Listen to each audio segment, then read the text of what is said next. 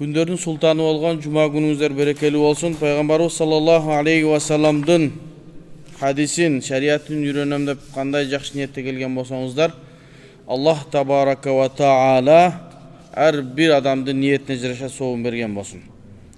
Кыяматта даражаңыздарды көтөргөн болсун. Бүгүн иншалла эки билдирүү, сабактан кийин суроо жооп.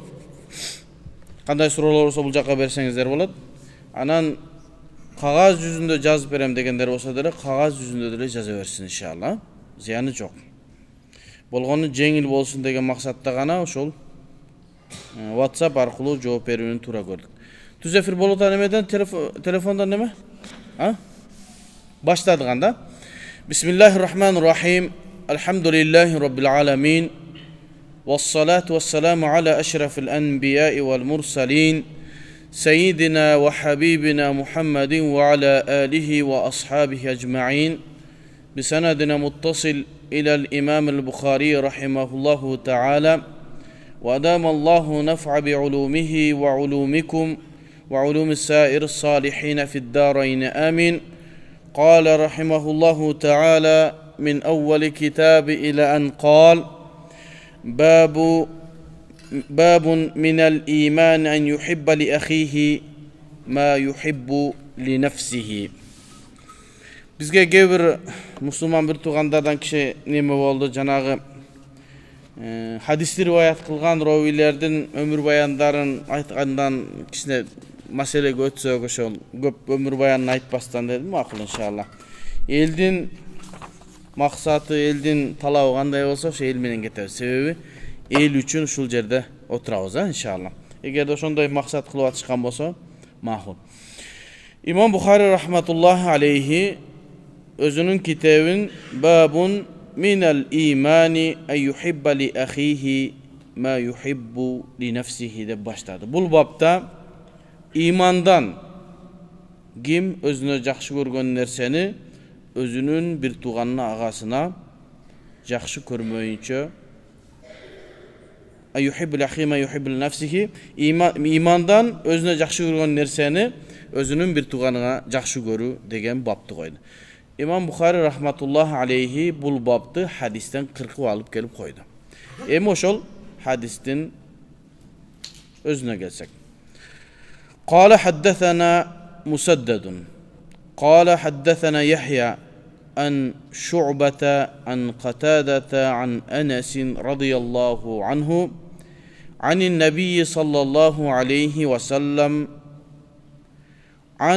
وعن حسين المعلم قال حدثنا قتادة عن أنس عن النبي صلى الله عليه وسلم أنه قال لا يؤمن أحدكم حتى يحب لأخيه ما يحب لنفسه. İmam Bukhari rahmetullahi aleyhi bu hadisi rivayet kılganda Musaddad degen özünün ustazından bu hadisi rivayet kıldı. Qala Musaddadun. Musaddad hadis ilimindeki en çoğun alimlerden birisi. İmam Musaddad'ın bütkündöy hadis alamında anın ilimdi alim ekendigi jana al rivayet kılgan hadisler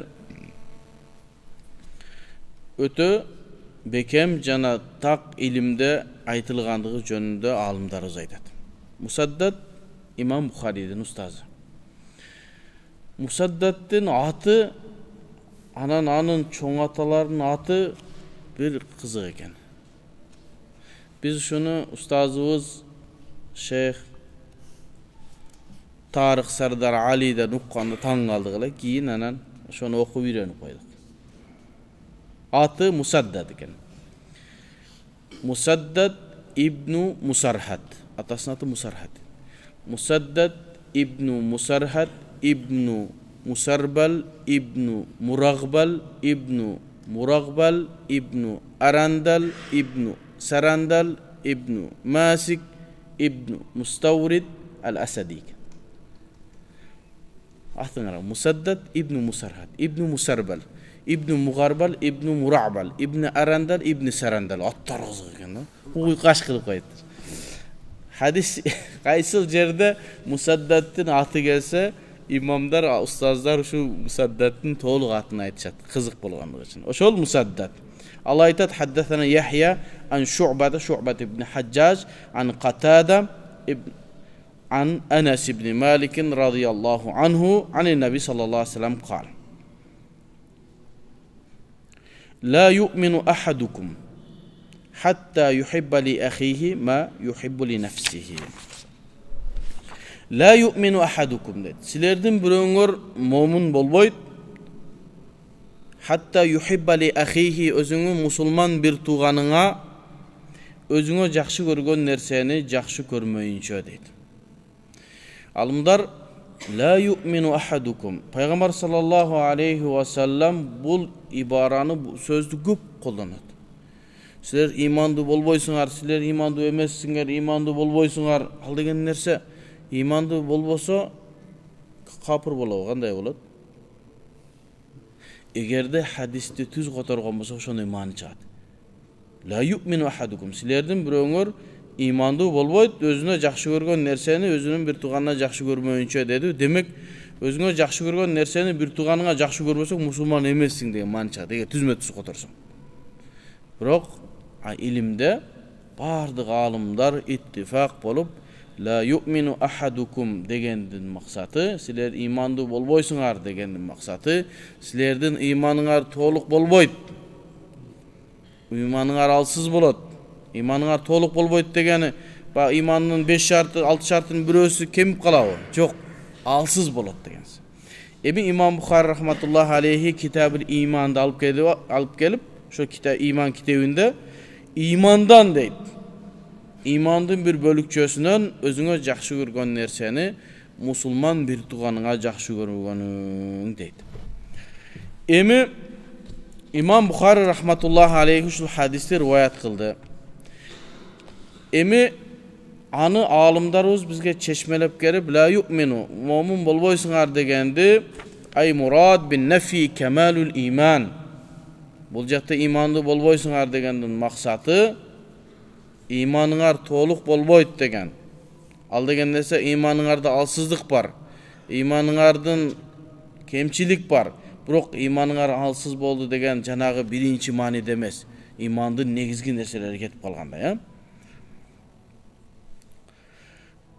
Emi başka bir hadiste Peygamber sallallahu aleyhi ve sellem bu hadiste İmam İbn Hibban rahmetullahi aleyhi özünün sahih kitabında İbn Hibban'ın dağı Sahih İbn Hibban deyen kitabı var. Bizde Sahih Bukhari var, Sahih Muslim var, Sahih İbn Huzayma var, Sahih İbn Hibban var. Biroq bu sahih hadisler emi şonu kitapta жазып atkanda alımlar özüne şart koydu. Men bu kitapga sahih gana hadislerdi жазам dep. Biroq ошолордун arasından Bukhari menen Muslim gana içinde toluğu menen sahih hadisler. Alemi başka İbn Hibban rahmetullahi aleyhi, İbn Huzayma rahmetullahi aleyhi dele kitap yazdı. Sahih dep. Biroq arasında alsız hadisler dağı bu gezleşip kaldı. Sebebi İmam Bukhari menen İmam Muslim'din hadis izildiödö bekem kıyın güçlü ekendiginden delil beren. Alardın izildiösü biraz alsızrak bolup, yoksa şartlar biraz alsız bolup, ança mınça hadisler emne olup, daif bolup kaçı mümkün. Oşoğo Sahih İbn Hibban'da geldi desele, dep bardığını albayız, izildep görüyoruz. Eğer de sahih olsa anan alawız, alem Bukhari Muslim'de gelse izdevizden alawız. Oşundayım. Oşol İbn Hibban özünün sahih kitabında an İbn Abi Adi an Hasan an Hüseyin el-Muallim degen adamdan rivayet kılıp la yabluğu abdun hakikatel imani dep bu hadisi başka bir mani menen rivayet kılıp. Al degen nese la yabluğu abdun bir mumun jetpeyt imandın hakikatına jana la yu'minu ahadukum degendin manisi ay sizlerden imandın hakikatına jetpeyt kaçan alga degen toluk bolboyt Силер өзүңөргө жакшы көргөн нерсени bir туугандарыңар жакшы көрмөйүнчө деген мааниде айтат. Буну имам Ибн Хажар рахматуллах алейхи ма'нал хакыйка, яблугу абду хакыйкатул иман дегенде ма'нал хакыйка хаза камалул иман, имандын толуктугу дейт. Иман качан алсыз болот, качан толук болот. Иман канчалык күнөө кылып баштаганда адамдын иманы алсыздап баштайт. Шайтан ага ээлик кылып баштайт. Шайтан үстөмдүк кылып баштайт. Үстөмдүк кылганы кандай? Өзү негизи адамга Аллах Таала Куранда эч бир нерсе ага үстөмдүк кыла албайт адамга деген. Бирок адам өзү повод берет. Өзү ошол шайтанга кул болот, шайтанга баш ээр. Алгандай шайтан адамдын, инсандын пикирине бир нерсени салат. Эмне деген? Куптан намазы келип калды, чарчап турасың. Окуайлы кой дейт. Биринчичи. Окуайлы койчу, чарчадың сен бүгүн көп иштерди кылдың дейт. Анан кийин иманыңыз айтат, жок, мен намазды окуйм, бул парыз да. Эгер мен себепсиз намазды таштаган болсом, бул менин иманыма залакасы кетет десе, шайтан экинчи пикирди келет. Ооба туура, эми намаз негизги нерсе да. Намаз бул биздин капырлар менен биздин ортобуздагы айырма. Туура намаз таштаба. Бирок бир аз эс алып туруп түндө туруп окуйсуң дейт. Мына ошентип шайтан ар кандай пикирлерди салып баштаганда, ошол сага үстөмдүк кылып баштаган. Качан сен шайтандын салган васвасасына баш ийип баштаганыңда, шайтан сага үстөмдүк кылат, иманың алсыздап баштайт. Бүгүн ошентесиң дагы жатасың, турсаң багымдат болуп калган болот. Кудай билет, али багымдаттагы болуп өтүп кеткен болот. Шайтан ушунчалык даражада адамга васваса салат. Бүгүн жатып калдыңбы? Бүгүн бир аз жүрөгүң ооруду. Эртеси да ушул акыбал болот, эртеси да калат. Үчүнчү күнү жөн эле нерсе болуп калат. Иман алсыздаган ушундан белгиле, адам күнөө кылып атканда, же болбосо фарыздарды аткарбай калганда жүрөгүндө bir oğru, жүрөгүндө bir кыйынчылык болуп, өзүн жаман сезбесе, биле бериңиз, иманыңыз алыстап төмөнгө түшүп кетти. Анан барып билесиңерби? Намаз окуп жүрүп, намаз окубай калгандар бар. Жолук салып жүрүп, жолук салынбай калгандар бар. Болду, анын иманы алыстап барып туруп, болгону Кудай бар экенин гана ишенген 0%ке түштү деген сөз. Анын иманы ибадатка чакыра албай калат. Анын иманы күнөөдөн тоса албай калат. Демек, күнөөнү көп кылгандан адамдын иманы алсыздап баштайт. Күнөөнү көп кылгандан адамдын иманы алсыздап баштайт. Ошон үчүн пайгамбарыбыз саллаллаху алейхи ва саллям айтат, бир адам бир жаман иш кылган болсо, күнөө иш кылса, аркасына дароо жакшы иш кылсын, аны жууп кетет дейт. Дароо жакшы иш кылсаң, кайра жүрөгүң тазаланып баштайт. Кайра жакшы иштерди кылып баштайсың, барып эмне болот? Адам күнөө кылбастан Кудайды ар бир ишинде эстеп калат, ошондо имандын толук абалына жеткен болот. Кечээ мага бир адамдар келди, сурап талак маселеси боюнча. Сурашып отуруп, намаз окуйт белеңсиң, окуучу болчумун дейт. Жоолук дагы жок, намаз дагы жок. Жоолук салынчу белеңсиң, жок салынат элем дейт. Эмне болду десем, ушундай иштер болуп. Иман алсыздап барып туруп, акыры шариатта парыз болгон нерседен дагы тыя албай калды, имандын алсыздыгы ушунчалык даражада. Мен айттым, анан маселесин чечип, талак маселеси боюнча күйөөсүн өкөсүн жөнөттүм. Бир жумадан кийин өкөң сүрөткө түшүп мага жөнөткүлө дедим. Сен жоолукчан, жакшынакай болуп намазыңарды баштагыла деп даватын берип жүрдүм. Адам качан күнөөгө башын таштай берет, шайтан ошончолук эмне кыла берет? Ага ээлик кыла берет. Имандын камалы, толуктугу ана адамды жаман нерсе. Жана айтылат го. Ас-салату танха анил фахшаи вал мункар. Намаз адамды жаман нерселерден тосот деген. Кайсы намаз? Баягы иманы толук болуп, эмне окуп атканын түшүнгөн адам. Анан маанисине билинбей эле эл намаз окуса окуп аткан адам бир оорчулук келгенде таштап коет. Ошон үчүн айнанай мусулман бир туугандарым, намаз окуганда ушу эмнени окуп атасың, ушуну кыргызчасын түшүнүп кой. 5 сүрөнү кайталап окуйсуң негизичи. 5 сүрөнүн кыргызчасын окупой, эмнени окуп атам? Фатиханын кыргызчасын, Ат-Тахияттын кыргызчасын окупой. Окуп атканда сез мен Аллахтын астындамын деп. Качан бизде проблема башталат? Адамдар өзү окуп аткан намаздын эмне экенин түшүнбөгөндөн анан алсыздык болуп намаз ташталат. Өзү түшүнүп Аллахтын астында экендигин билген адам намазын таштабайт. Ошон үчүн окуп аткан намазыбызга кичине көңүл бурайлы. Машина алып атсаң карайсың го канчанчы жылкы, урулган эмеспи? Карайсың го? Канча километр жүргөн? Эми өзүңдүн намазыңа көңүл буруп койбойсуңбу? Эртең барганда Аллахтын астында биринчи сурала турган намазың болсо. Демек, иман, камалул иман адамды жаман иштерден тосот. Ма юхиббу ли нафсихи ла ю'мин ахадукум да. Силердин бирөөңөрдүн иманы толук болбойт. Ма юхиббу ли нафсихи, өзүнө жакшы көргөн нерсени. Адам ар кандай нерсени өзүнө жакшы көрүшү мүмкүн, туурабы? Адам зина кылганды жакшы көрүшү мүмкүн. Анан мен өзүмө жакшы көрүп атам, сага да жакшы көрөйүн жүр дейсизби? Алымдарыбыз айтат, ма юхиббу ли нафсихи, өзүнө жакшы көргөн нерсе деген жакшылыктарды, ал хайрлар. Аллах Таала буйруган жакшылыктарды бардыгы эле мутлак, бардыгы эле жакшы көргөн нерсе эмес. Өзүң малды жакшы көрөсүң, акчаны жакшы көрөсүң. Досуңа дагы мен акчаны жакшы көрөм, сен да акчаны жакшы көр дейсиңби? Жок.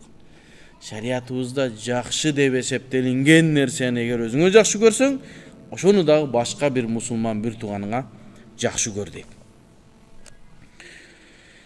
Ал-хайр, жакшылык дегенде калиматун жамиатун таумму таат вал мубахат дунявия вал ухравия дейт. Жакшылык деген нерсе, ушундай нерсе бардык нерсени өзүнө камтып алат.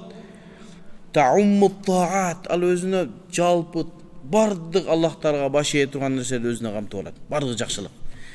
Намаз окуганыңыз жакшылык, орозо кармаганыңыз жакшылык, таат бардык, ажылык кылганыңыз жакшылык. Эми ушул жакшылыктарды өзүңө жакшы көрүп атасыңбы? Мусулман бир тууганыңа жүр досум, жүр намаз окуйлу, жүр мешитке баралы. Жүр досум, умрага барып Кудайга сыйынып келели, тоба кылып келели. Канча күнөө кылдык, жүр. Аллахтын улук жери болгон Кабага баралы, таваф кылалы. Дүйнө жүзүндөгү адамдар Кабага карап баш ийип шер намаз окуп жүрүп, жүр шерге барып көз. Тегеренебиз, элдин бардыгы биз тегеренип аткан жерди карап намаз окушат деп адамдарды жакшылыкка чакырып. Таумму таат, бардык тааттар өзүнө камтып алат. Вал мубахат, мубах нерселер дагы. Мубах нерселер шариятыбызда адалга жакын болот. Мубах кыле бер деп атабы, демек адалга жакын. Ошого ниеттери кошуп койсок ибадат болуп калат. Тамак ичүү мубахпы? Тамак ичүү мубах. Тамак ичсең соо болбойсуң, ичпесең күнөөкөр болбойсуң. Тамак фарз болуп калса, азыркы адамдар баары семиз болуп кетпекпиз, а? Фарз аткарайлы депчи. Мубах. Эми ошол мубахка ниетти кошо турган болсок ибадат болот экен. Ошон үчүн имам Аллама ибн Хаджар эмне таат анан мубахаттар дагы келди. Мубахтарга дагы чакырасың. Жүр досум, нафил намаз окуйлу. Ниет кылып окусак эмне болот? Сооп болот. Эми ошол мубахтар дүйнөви болсун, ухрави болсун. Бул дүйнөдөгү жакшылыктар дагы болсун, акыреттеги жакшылык. Эми акыреттеги жакшылык бейиш. Өзүң бейишти жакшы көрөсүң, өзүң мусулман бир тууганыңа бейишке чакыр, кел. Бейишке бара турган жолду көргөз. Устазыбыз Чубак ажыдан Аллах рахмат кылсын, бейиш жөнүндө суралыптыр. Бейиш кандай? Бейишти мага айтып бериңизчи десе, мен бейишке барып көрө элекмин. Бирок хадистерде бейиш боюнча ушундай кичине маалыматтар бар, бирок менден бейишке бара турган жолду сура, мен ошону айтып берем. Бардыгыбыз биз бейишке бара турган жолду өзүбүздүн мусулман бир туугандарыбызга көргөзөлү. Кайсыл жол менен барсаң тозокко кетесиң, кайсыл жол менен барсаң бейишке кетесиң, адамдарга бейишке бара турган жолду көрсөтүшүбүз керек экен. Бул бейишке бара турган жол ухравия, акыреттик. Анын ичинде бардык ибадаттар келди. Бир мусулман досуң бар. Бай. Мусулман. Зекетиң бербейсиңби досум? Бер зекетиңи. Жок. Кыяматта иншалла бейиши болосуң. Мойнуңдагы милдет бер. акыреттеги бейишке бара турган жолду көргөзөсүн. Эми дүйнөвия, бул дүйнөдөгү жакшылыктарды да көргөзөсүн. Кандай жакшылыктарды көргөзөсүн? Кеп мешит салайлы, алда акыретке бара турган. Үйдү жакшы үйдө жаша, ке досум. Жакшы машина мин, акчаңы пайдасыз жака сарптаба, пайдалуу жака сарпта. Жакшылык кыл деп, бул дүйнөдөгү жакшылыктарга дагы, бул дүйнөдө кээ бир жакшылык нерселер бар да, хайыр бар, күнөө эмес, амал кылсаң. Жакшы машина минсең, күнөө эмеспи? Күнөө эмес. Жакшы үйдө жашасаң, күнөө эмес. Жакшы кийим кийсең, күнөө эмес. Ошого деле чакырсаң, ошого деле соо болот экенсиң. Ошо менен инсан өзүнүн бир тууганын ошондой жакшылыктарга чакырыш керек экен. Wa takhruju manhiyat la innal ismal khair la yatanawalu. Эми Аллах Таала кайтарган пайгамбарыбыз саллаллаху алейхи ва саллам кайтарган нерселерден кайтарабыз. Бул дагы жакшылык. Сен өзүң Кудайдын тозогунан коркуп атасыңбы, ушун жакшы көрүп атасың, мусулман бир тууганың түшпөсүн. Иман манхият, тыйылган нерселерден да тыясың. Досум, тамеки чекпе. Досум, бир тууганым, кошунам, нас чекпе. Урлук кылба. Манхияттардан тососун. Себеби манхияттан тосконуң ошол инсанды тозоктон куткарганың. Демек, өзүңө жакшы көрүп атасыңбы? Тозокко барбашты. Башка бир мусулман бир тууганыңа дагы ошону көргүн. Себеби манхият, жаман нерселер, тыйылган нерселер хайыр, жакшы дегенди өзүнө камтыбайт. Арак ичкенди эч ким жакшы дебейт. Эгерде кээ бир адамдар муну сонун десе дагы, бир аз жыргап, денеси кызып, проблемаларын унутуп калган жакшы деп ойлошу мүмкүн, бирок бул жакшы эмес. Бул арам жол. Ошол өзүнө хайыр, жакшылыкты камтып албаган нерселер, манхияттарды дагы кайтарабыз, досторубузду, туугандарыбызды чакырабыз. Себеби жакшылык манхий нерселерди, тыйылган нерселерди өзүнө камтыбайт. Wal mahabbatu. Эми жакшы көргөн нерсе. Махабба бул хубдан келет. Хуб. Жакшы көрүү, сүйүү бул ибадаттан болот. Күнөөнү сүйүү бул жакшылык эмес. Зинага барганды сүйүү бул жакшы эмес. Ибадат гана хуб болот. Ибадат гана хуб болуш керек. Эгер дүнүйөгө, күнөөгө болгон сүйүү боло турган болсо, анын ыйманында бир мүшкүл проблема бар. Күнөөнү сүйүп баштаган болсо, ал өзүн карап чыксын. Намаз окуп атып, күнөөнү жакшы көрүп аткан болсо, ал өзүн кумар, Кумар арам нерсе. Кумарга баруу, андан табылган акча арам эсептелет. Андан алып келип туткан акчаңды өзүңө иштетсең дагы, үй бүлөңө иштетсең да арам болот. Эми ушуну жакшы көрүүң дагы сенин ыйманыңда бир проблема бар. Кээ бир адам болушу мүмкүн да. Жаман көрөт, мен жаман көрөм, ушу күнөөнү өзүм жаман көрөм, бирок ушу кылып коюп атам. Бул алхамдулилла, беркиден кара бир аз жакшыраак. Күнөөнү жакшы көрүү бул ыймандагы чоң бир халал дейбиз, боштук пайда болгонун билүүсү керек. Демек, al-mahabba iradatu ma ya'taqiduhu khayran. Сүйүү бир нерсени жакшы көрүү деген нерсе бул жалаң гана жакшылык болуш керек. Башка нерсени жакшы көрүү мүмкүн эмес. Эми бир инсан бардык адамдардан жакшы болууну каалайт. Ушундай барбы, Адам башка бирөөдөн жакшы болуусун каалайт да. Кийимим жакшы болуусун каалайт, илимдүү болуусун каалайт. Сахи, садака берүүдө башка адамдардан жогору болуусун каалайт. Бирок ошол адам башка бирөөнү менден бул жогору болбосун деген максатта башка бирөөнү тоспосун дейт. Өзүң башка бирөөдөн жогору болушту каалап атсаң деле бир тууганыңа чакырып бер жакшылыкка. Мен Меккеде окуп жүргөнүмдө чоң устаз менен биз чогуу жүрүп калдык. 5 жылга жакын. Чоң устазда ушундай ниет бар болчу. Не дейт эле? Мен Кыргызстанга барганда билбейт, келечекти эч ким билбейт. Келечекти эмес, 1 мүнөт, бир аздан кийин эмне болушун билбейбиз. Бирок чоң устаз ушинтип айтат болчу. Мен Кыргызстанга барганда бардык адамдар менден гана фатва сурайт. Мен ушуга жетишишим керек дейт болчу. Сен да уктабагын дейт болчу мени. Абдуал деген досум бар, өкөм. Көзүң оюлгурлар уктабагыла дейт. Өзүнө бир нерсени жакшы көрүп атат. Эмне Кыргызстанда мен адамдар менден гана фатва сурай турган болом, ушундай болуп барам мен. Аллахтын ниетин берипти. Акыркы мезгилде суроону жалаң гана Чубак ажыдан. Элдер күтүп калды, Чубак ажы эмне дейт экен деп, Бир жаңы пайда болгон нерсе болсо, эртең точно Чубак ажы бул нерсе деп чыга турган. Айтат. Бизде андай азыр ушундай боштук бар да азыр бизде. Кандай деген окуялар болуп атат. Адамдардын жүрөгүн сүйүндүрө турган билдирүүлөрдү укпай калып атабыз кээде. Бар айтып атышат, машалла, сону. Бирок дагы аракет болуш керек. Өзү жакшы көрүп атат Чубак ажы. Мен гана Кыргызстанда фатва бере турган болуп, бирок сен экөөң да уктого дейт. Силер да ошого аракет кылгыла. Эгерде Чубак ажы саат суббота, базар күндөрү эс алуу болот да, именно саат 8-9-дарда чалат болчу. Чалсаң уктап аткан болсоң өлдүм да. Шундай мезгилде уктайсыңар силер. Өзү уктабайт. Суббота, базар.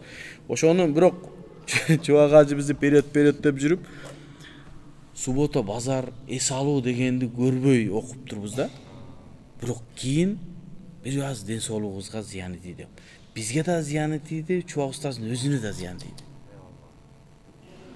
Багы жакшылыкты өтө каалап, кой элдерге мен гана жеткизишим керек деген максатында ошондой аракет кылып барып, акырында бир аз ден соолугуна зыян болду.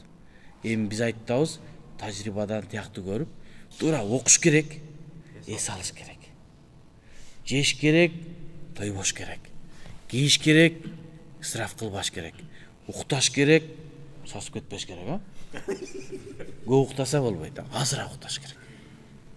Биздин устазыбыз доктор Салах Абул Хаж деген азыр күндө 2 саат уктайт экен. 2 саат. Ошон үчүн Салах Абул Хаж дүйнөгө Салах Абул Хаж болуп атат да. Ким 2 саат уктайт азыр? 2 саат дегени бул өзү 4 саат уктайт экен. Эми жалганчы болбойм, мындай түшүндүрүп берейин. 2 саат деп атканыбыз диванга жатып 2 саат уктайт экен. 2 саат столдо уктайт экен. Китеп жазат компьютер менен жазып атып, уйкусу келди, бир аз жүзүн коет экен, бир аз уктайт. Кичине уктагандан кийин жакшы болот чөзүм, билесиңерби? Бир аз көзүң илингенден соң кайра жазат. 2 саат ошентип өткөрөт, 2 саатында гана барып немеге? Жамбаштап жатат. Ошон үчүн Салах Абул Хаж болуп атат. Устазыбыз Шейх Тарык Сардар Али 4 саат уктайм деген. Студент мезгилинде 2 саат уктагам деген. Ушундай адамдар 2 саат Аллах Таала кандай нерсеге үмүт кылып, максат кылып берсең, ошого күч кубат берет экен, мен ошого ишенем. Чубак ажы кичине сабак болсо, кичине кыйнаса, ооруп 2 күн жатып, мен кабар албайсыңар деп телефон чалып бизди Абдуали көз чарчатчы. Мага келбейсиңер, мен ооруп жатам. Бияка келгенден кийин арстан болуп кетти го. Бир күн карасаң Кореяда жүрөт, бир күн Ошто жүрөт, сабак берип аткан, фатва берип аткан, телевизордо жүрөт, радиодо жүрөт. Адамдын гам аракетине карата Аллах Таала күч кубат берет экен, исламга кызмат кылам десең. Азыр бизге кызык сезилип атат да, 4 саат кантип уктайм? 2 саат болобу деп. Аллах Таала ниетиңиз, Аллах Таала ошого кубаттуу кылып коет экен. Бирок ошол эле мезгилде адам өзүнө өзү зулум кылбашы керек. Мен устазым Абчукур да мына айтат. Ол жобай, сен 100 метровкага чуркап атасың, 100 метровкага чуркаба. Катуу чуркайт 100 метровка, 100 метрге чуркагандар, чарчап каласың. Сен жана 5 километр, 10 километр чуркагандар бар, акырыныраак кетсең, катуу кетип атасың. Секиндирээк, акырыныраак. Себеби 100 километрге чуркагандар бул 100 километрден нар жагына кете албайт. Чарчайт уже. Ошого көбүрөөк, алысыраак исламга кызмат кылуу үчүн сөзсүз түрдө ден соолукка көңүл буруш керек. Ден соолук бул аманат. Бекеринен суббота, базар күндү эс алуу кылган эмес экен. Демек эс алыш керек экен. Адам жаштыкка салып жүрө беришибиз мүмкүн экен. Жаштыкка салып иштеп эс албай. Бирок 40тан өткөндөн кийин анан билет экенсиң. 40тан өткөндөн кийин анан баягы чарчоолор. Мен мисалы ошентип бул мактонуу эмес, эми баягы тажрыйба иретинде гана айтып атабыз да. Иорданияга барганда инсульт алдым. микроинсульт алдым. Анан ошол докторлорго айтып, эмне болду? Мен жакшы элемин го, жашмын, сахар эмесмин, эчтеке эмнеге дегенде, катуу чарчаган. Үйлүп атып акыры чыккан. Себеби эс албай жүрө бересиң, күч келтире бересиң, мээге күч келе берет келен кийин адам эмне болот? Ошон үчүн ден соолукка да караш керек. Адамдарга оор келбей турган даражада. La yu'minu ahadukum hatta yuhibba li akhihi ma yuhibbu li nafsihi. Өзүнө жакшы көргөн нерсени. Андан кийинки хадисибиз 43 мүнөт калыптыр. Ушул жерден токтотолук окшойбуз. Себеби бизде эки сурообуз, эки кайрылуу нерсебиз бар. Андан кийин суроо жооптор кылабыз ошого. Ушу сабакты ушул жерден токтотуп турайлы. Себеби бул хадиске кирсек, дагы көбүрөөк чечмелешибиз керек болуп калат. Ва саллаллаху таала хайра халқи Мухаммад ва аля али ва асхабихи аджмаин.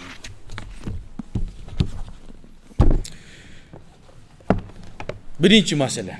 Өткөнкү сабагыбызды айтабыз деп унутуп калган элек. Анан бүгүн эстеп келдик. Ал ушундай суроо болчу. Кандай суроо? Биз азыр кыргыздар тойду жакшы көргөн, ашты жакшы көргөн элбиз. Эми ушу ашка, тойго барганда ушундай бир абалдар болуп калып атат, ошого кандай жооп беребиз? Биринчи бир маселеге токтолуп туруп, анан кийин ушул суроого жооп берсек. Барыңыздарга белгилүү болгондой эле, азыр бүт соцсеттерде, жаңылыктарда тарап аткан депутат айымдын элдерге жанагы законду, өзүнүн законун сунуш кылды. Элдин бардыгы ушунун тегерегинде ызы-чуу болуп атат. Мусулман катары биз да өзүбүздүн пикирибизди айтуубуз милдеттүү. Депутат айым сакал койгондорго жана бетин жапкандарга айып пул салууну сунуштады. Биринчиден депутат айымга биз үнүбүз мүмкүн жетпесе дагы кайрылуу да. Депутаттарды ким шайлайт? Эл шайлайт. Эл эмнеге шайлайт аны? Жашоону жеңилдетип берсин. Биздин оюбузду парламенттен айт дейт. Сен биздин адамсың. Биз сени мынча миң шайлоочу, сени ошол жерге жөнөттүк. Биздин атыбыздан сүйлөп, биздин укугубузду коргоп, биздин сөзүбүздү ошол жеткизип бер. Биз карапайым эл ал жерден үнүбүздү жеткире албайбыз. Сен депутат ошол жерге барып биздин көйгөйлөрдү айт деп жөнөткөнбүз. Мен саясат канча кызыкпаган адам катары, ал айым жеке жанагы бир мандаттуу округтан шайланып барганбы же фракция менен барып шайланган мен билбеймин. Ошол эгер бир мандаттуу округтан шайланып барган болсо, бул аялдын фамилиясын жакшы жаттап алсын. Дагы шайлоо келет. Биз дайым эле депутаттарды шайлайбыз, эртең кайра келет элдин астына. Ошондо бере турган суроолоруңарды даярдап койгула. Кайсыл округтан барган болсо. Биз мусулманбыз, кыргыздар. Биз мусулман болуп келгенбиз, иншалла мусулман болуп кыяматка чейин кетебиз. Бизди бир аз гана бир канча жыл гана бизди динибизден, иманыбыздан алсыздатканга аракет кылды, соолудук, бүкүрөйдүк, бирок жок болгон жокпуз. Биздин аалымдарыбыз жер төлөдө болсо дагы динибизди жеткизип, бизге исламдын уучун улап бизге алып келип берди. Биздин исламды эч ким жок кыла алган эмес, жок кыла албайт дагы. Биз мусулмандар кайсы мамлекетте жашасак, ошол жердин законуна баш ийип жашап келебиз. Биз демократиялык мамлекеттебизби? Демократиялык мамлекеттеги бардык талаптарына баш ийип жашап келатабыз. Президентибиз мусулмандарга кайрылып ушул суроо берилгенде эмне деди? Биз демократиялык мамлекетте жашайбыз. Ар бир мусулман, ар бир адам кандай дин тутунса, кандай кийинсе, кандай жүрүүгө өзү укуктуу деди. Эгерде мамлекетке коркунуч, мамлекетке бир зыян алып келбесе эле, биз мамлекет аны не кылбайбыз? четке какпайбыз. Мусулмандардын сакал койгону кимге оорчулук келип атат? Же болбосо бир мусулман аялдын бетин жапканы кимге оорчулук келип атат? Биздин коомчулукта канча аял бетин жаап жүрөт? Эшке чыгып карагызсызчы ошо депутат айым. Канча адам бетин жаап жүрөт? 1%ке да жетпейт. 0,1 бир нерсе. Кайсыл жагыңан коркунучтуу болуп атат сага ошол бети жапкан? Канча мусулман сакал коюп жүрөт? Канча процент? Бирок ал сакал койгон сени эмне күнөө? Сенде эмне проблема сага? Бирөө чачын коюп жүрөт, биз сакалын коюп жүрөбүз. Эмне? Бирөө колтугунун жүнүн кыскартпай жүрөт, биз сакал коюп жүрөбүз. Сага эмне оорчулук келип атат? Мусулман, биз мусулмандын өзүбүздүн динибизди кармаганга укугубуз бар. Мусулманчылыкта талап кылынган нерселерди аткарганга укугубуз бар деп биздин конституцияда биздин укугубуз корголгон. Сакал коюу биздин амал, сүннөт. Бирөө бизди тыйганга акысы жок. Ошол эле мезгилде башкача кийинип, башкача жүргөндөр жөнүндө эмне ойлонбойт ошол депутат айым? Эмне себептен 40тан өткөн аялдар элечек кийсин, биздин энелерибиз 40тан өткөндөн кийин элечек кийген, элечек кийбеген аялдарыбызга штраф салайлы деп көтөрбөйт? Эмнеге себептен биздин 60ка ашып калган эркектер арак ичип, каада сөзүн сүйлөй албай, элге насаат айта албай, дуа бере албай калды? Дуа бере албаган аксакалдарга штраф берели деп айтпайт. Өзү чачы кыркылуу. Кыргыз качан чачын кыркчу эле? Кыргызда зина кылгандардын чачын кырккан. Анан атка тескери мингизип айдаган. Бирөөнүн чачы кыркылган болсо, бул зина кылып туруп деп билген кыргыз. Качан кыргыз чачын кыркты эле? Тем более 40-60ка чыгып калганда. Качан кыргыздын аялы жылаң баш жүрдү эле? Карабайбы биздин мурдагы аялдардын кийимдери кандай болгон? 65 жылда ушу орустун тарбиясын көргөндө орус болуп кеттикпи? Биз 1000 деген, 100 000 деген жылдардын тарыхы бар кыргыз, өзүңүн тарыхын карабайсыңбы?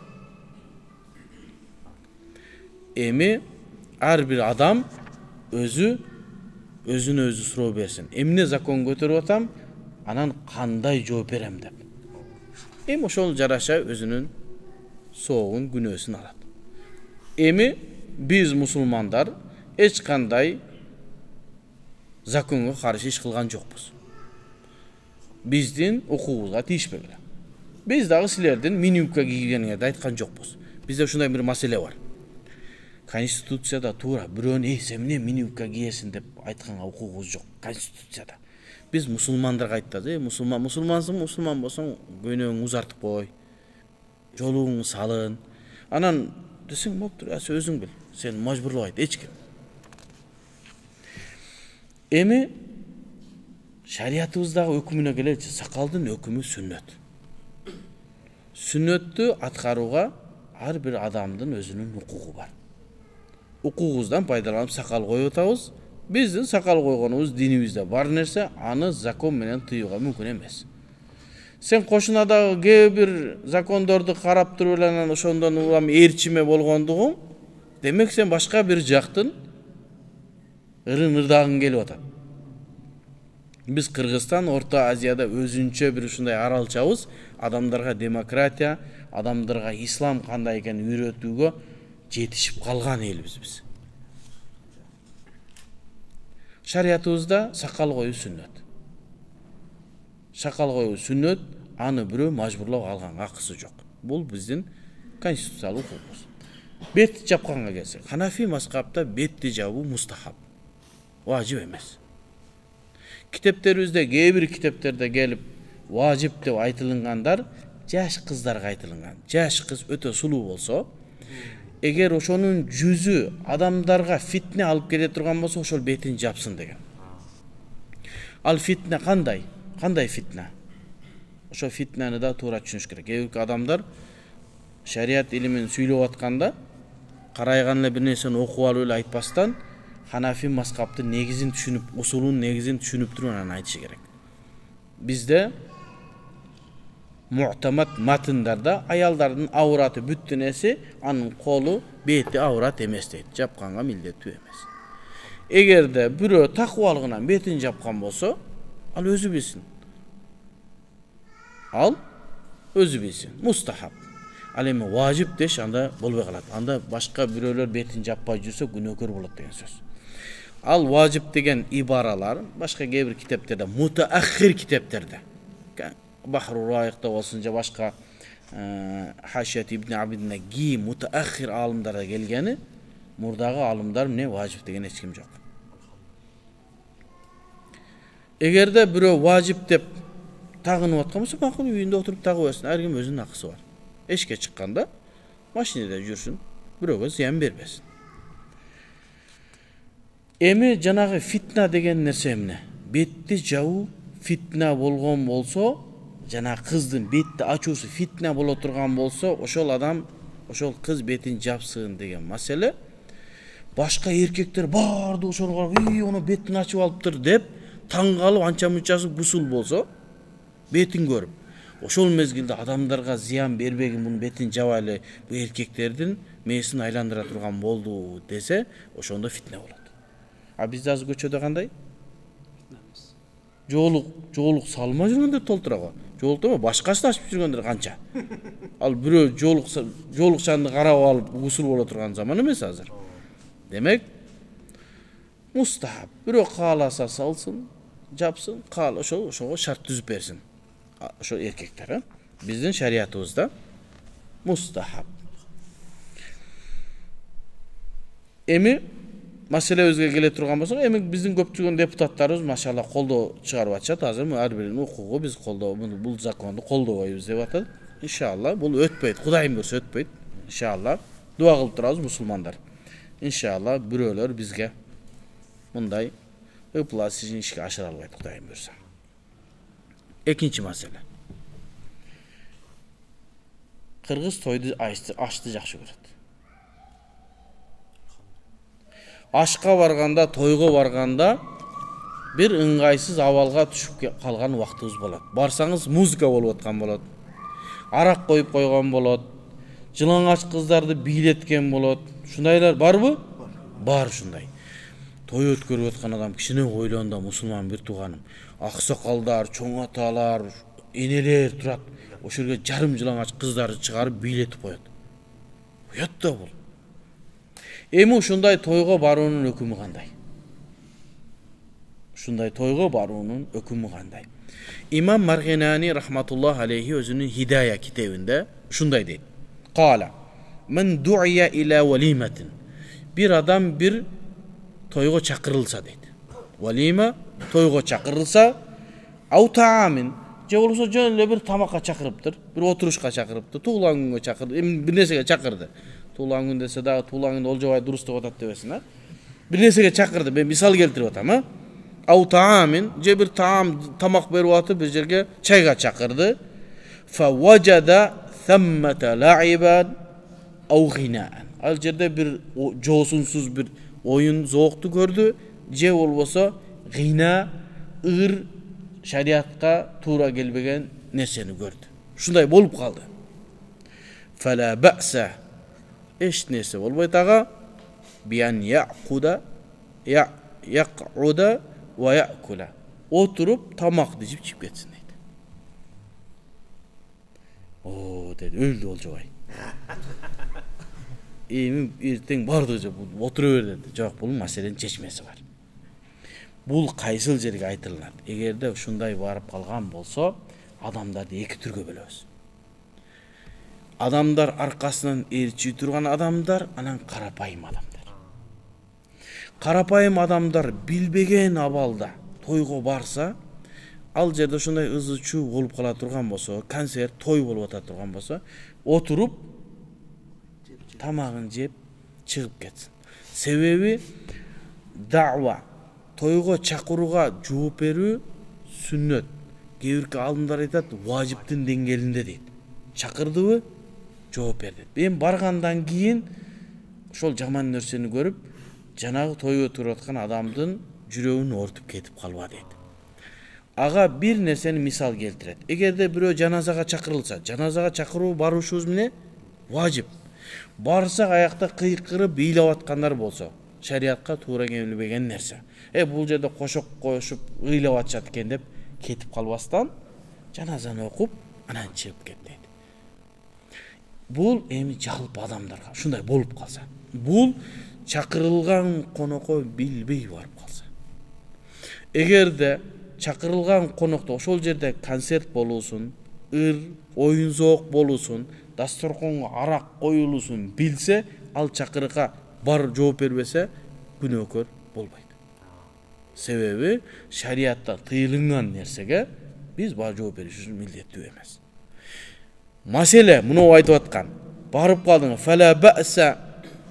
Эч нерсе болбойт, барып отуруп тамак жеп чийип кет деген нерсе, сен билбей барып калсаң деген сөз. Билбей барып калдың, бул дагы жалпы коомго.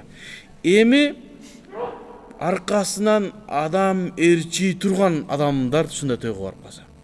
Адамдар сөз уга турган, адамдар аны көрүп түздөнө турган, Чубагажыга окшогон, биздин устаздарыбызга окшогон чоң алымдар шундай тойго чакырылып кала турган болсо, бир маселе. Эгерде кетип атканда билсе, ушундай оюн зоок болот десе, барып туруп ошону тыюуга мүмкүнчүлүгү боло турган болсо барсын дейт. Себеби бир жерге барганда, токтот деген Чубагажы. Токтот мынаны. Алып кел микрофонду, мен сүйлөйм деген. Бир жерге барса, ошондой токтот деген концертин. Алып кел микрофонду. Сүйлөп даватын айтканда чыгып кеткен. Эгерде ошондой барганыңда тойдогу погодага кичине таасириң тие турган болсо, анда барганда токтот. Молдо келди биякта, алып кел микрофонду деп, насаатыңды айтып, мункар, жаман нерсени тыйганга алың жете турган болсо, барсаң лабаса, барсаң болот. Барасында тыясын, сүйлөп, чайды ичип кетип каласың. Эгер бул үйдө болсо дейт. Эми мункар нерсе дасторконда болсочу, арак коюп койгон. Анда ага тойго барбаш да керек, дасторконго да отурбаш керек. Эгер билсең. Эгер барып аракты дасторкондон алдырууга мүмкүнчүлүгүң болсо, анда барып дасторкондон аракты алдырып, концертин токсотуп, даватыңа айтып кет. Эгер сенин аркаңдан адам эрчи турган адам болсо. Эгерде сен молда экенсиң, машалла, аздыр көптүр элдерге шарият айтасың, барсаң музыка болуп атат, ошо жерде отуруп, ла баса бихи дегенде отурсаң, анда күнөөкөр болосуң. Себеби сенин артыңдан адамдар эрчит, сени көрүп, ол жубаймо тойдо отурат, демек отурса болот экен да деген маселе чыгат. Андай тойдон эмне кылыш керек? Качыш керек. Эми той өткөргөн мусулман бир туугандарга. Той өткөргөндө силер биз тойго келбей коюубузга капы болосуңар. Эгерде арак коюлса, музыка кылсаң, жанагындай жылаңаш кыздарды бийлетем десең, тоюңа барбайм десең, капы болот. Эми ошол дагы биздин көңүлүбүздө карап койсун. Бул молдо келе, бул мусулман эле, бунун сакалы бар эле, бул намаз окуйт эле, бул жоолукчан эле. Шуну тойго чакырып, ошону бир ыңгайсыз абалга калтырбайын, ушул тойдо ушул адал өткөрөйүн деп кылыш керек. Мен биздин досубуз, агабыз доктор Замир деген бар. Чубагажында жанында жүргөн. Баласын үйлөдү. Аялдары биринчи этажга, эркектерди экинчи этажга. Соп-сонун той. Эркектерди ушундай бир жакшы тамада алып барат экен, дуа кылдырып, алымдарды сүйлөтүп, сонун кылып кетти. Адам курсант. Башка тойлорго барсаң жүрөгүң эзилет. Бирөөлөрдү алып чыгып эле аны суроо жанагы тилектерин айтырып, кээ бир аялдар өмүрүндө биринчи жолу микрофон кармап атат. Биз жагы айткандарга кошулабыз деп неудобный кылбай аларды. Бере турганын жанагы антракт дейби, ошондо эле бере берсин дагы. Бир эки устазды чакырып сүйлөт, анан бир акынды чакырып кичине ырдатып кой, акынды. Комузга уруксат деп атпайбызбы? Анан болду. Тамагыңды бер дагы. Комузду комузга уруксат. Анан ошол барып эки адам бир жакшы сөзүн айтсын дагы бер жей турган немең бер саат 10-да барып укташыбыз керек. 10-да жатыш керек, 10:30 11-лерде. 12-ден тамак бергенге чейин карабаш керек. Өткөндө Салымбеков бир тойдун бир сунуш кылды. Анан эми баягы өзүнүн түшүнүгү менен сунуш кылды. Тойду 2-ге бөлөйлү, саат 8-дерге чейин аксакалдар келсин да дуа тилегин берип, жилигин алып кетсин, анан жаштар ойной берсин. Эмне кыласың? Жаштар ошол жерде, аялдар башка болсун, эркектер башка болсун, адамдар насаат айтсын, эркекке үйлөнүп аткан адамга ылайыктуу насааттарды берсин, сен бирөөнүн адамын, кызын аманатка алып атасың да ага насаат айтсын, үйрөтсүн, кызынын астындагылар айтсын, сен турмушка чыгып атасың, күйөөңө баш ийгенде ошону үйрөтсүн, дуа телек кылсын, кетсин. 2 саат, 3 саат той болот. Адамдар 8 саат той өмүрүн эмнеге кетирет? Банияда 8 саат, 9 саат өмүрүн кетирип, эмне кыласың? 2 саат отур. Тойда 2 саат отур, болду, кетти, башка иш кылбайбызбы? Тойда 8 саат убактың кетсе, 7-ге деп чакырып койгон, барсаң 12-де, 9-да башталат. 5-те деп чакырып коет, кедечи, 12-де тамагын берет. Ушуна канча саат отуруп калып атасың? Банияга барып эртең менен ашырда кирген болсо 12-де чыкпайт.